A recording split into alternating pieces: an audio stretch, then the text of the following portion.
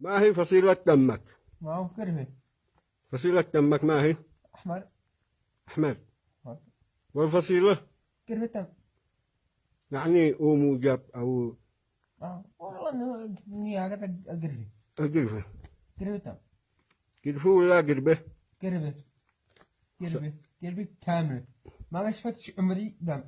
ليش؟ ما قشفتش الواحد. لا والله. والله أنا زمي.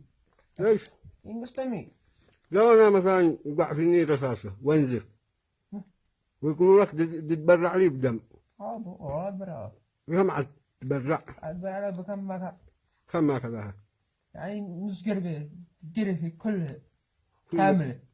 أخي برمي. يرمي إحنا قلبك. الله أكبر. بينك برمي دم. إيه. لا والله.